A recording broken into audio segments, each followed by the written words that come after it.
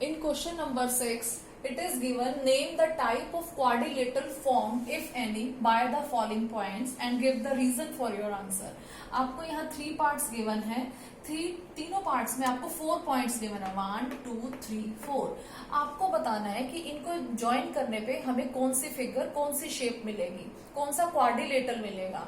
तो क्वाड्रिलेटरल या तो वो रेक्टेंगल, स्क्वायर, रोम्बस या पैरेललोग्राम, इनमें से ये कौन सा क्वाड्रिलेटरल फॉर्म होगा हमें बताना है। तो हर क्वाड्रिलेटरल की अपनी कुछ प्रॉपर्टीज हैं। तो सबसे पहले आप नोट कर लीजिए कि किस क्वाड्रिलेटरल की क्या प्रॉपर्टी है।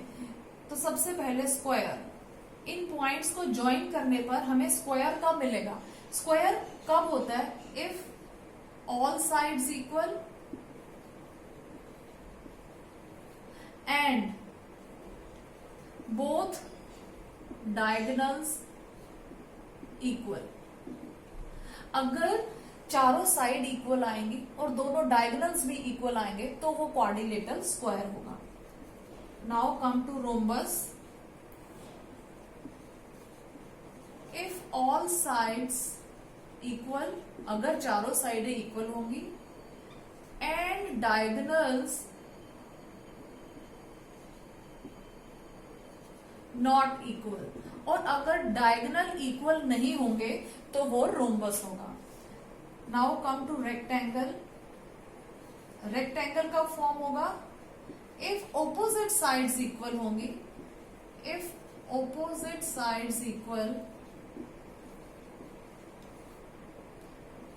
And diagonals equal.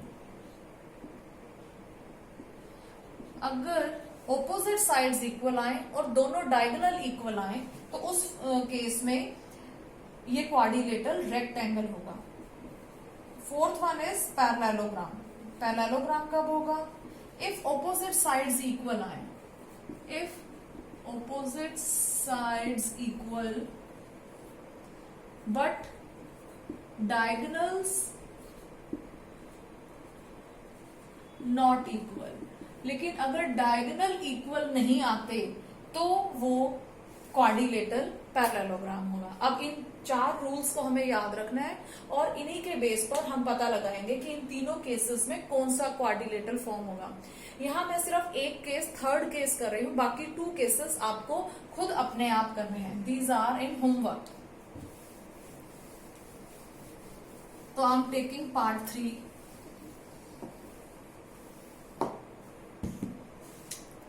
Third part. सबसे पहले हम इन पॉइंट्स को A B C D मान लेते हैं। लेट A 4 5, B 7 6, C 4 3 है और D 1 2 है। पहले हमने इन चारों पॉइंट्स को A B C D का नेम दे दिया। अब हमने क्वाड्रिलेटरल के चारों साइड्स यानी A B B C C D and A D find out करनी है। तो एक बार आप डिस्टेंस फॉर्मूला लिख दीजिए। डिस्टेंस इक्वल होता है x2 minus x1 whole square plus y2 minus y1 whole square. अब आप AB फाइंड आउट कीजिए।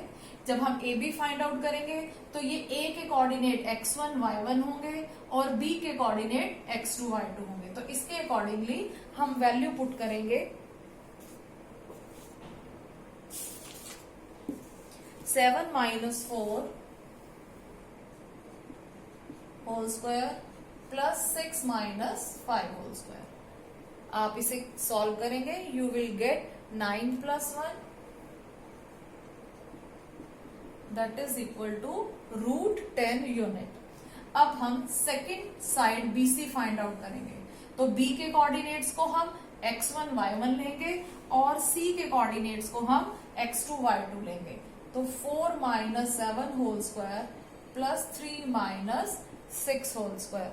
Again here you will get 9 plus 9 यानी कि √18। और √18 को आप क्या लिख सकते हैं? √18 का मतलब है, इसका अगर आप फैक्टराइज करेंगे तो 9 2 18 और 9 का रूट क्या होता है? 3। तो 3√2 यूनिट आपके पास आ जाएगा। अब हम third side CD find out करेंगे।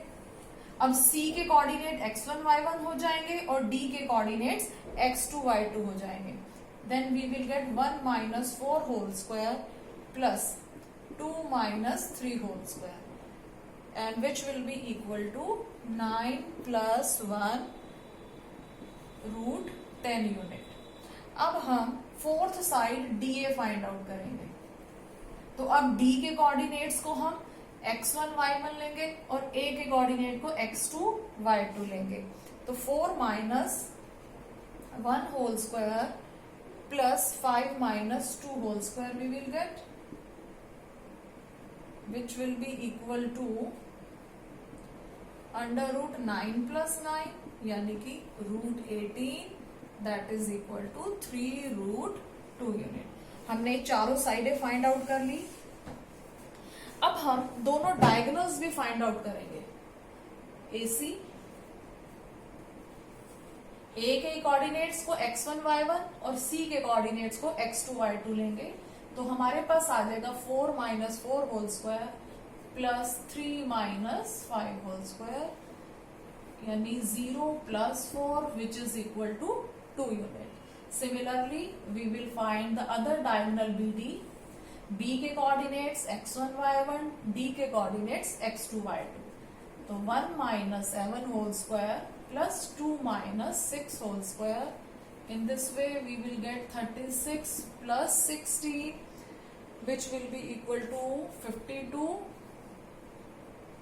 and 52 को जब आप फैक्टराइज करेंगे तो you will get 2 root 13।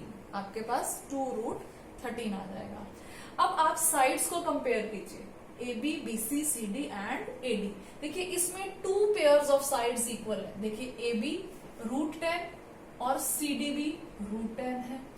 देखो अगर हम क्वाड्रिलेटरल फॉर्म करते हैं तो A, B, C, D, तो ऑपोजिट साइड्स कौन सी आती हैं? AB and DC।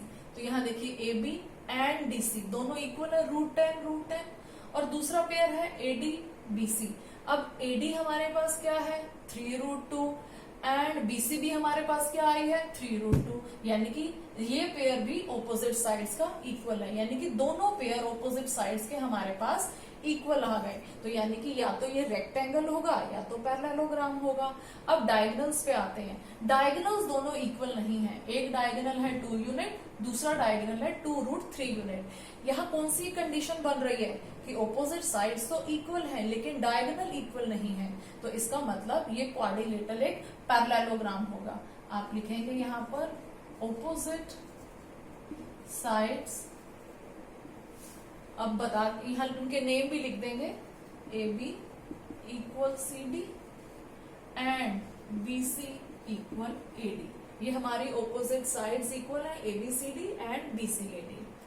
Diagonals AC not equal BD, so ABCD will be a parallelogram। तो ABCD parallelogram होगा। Now part 1 and 2 is for homework।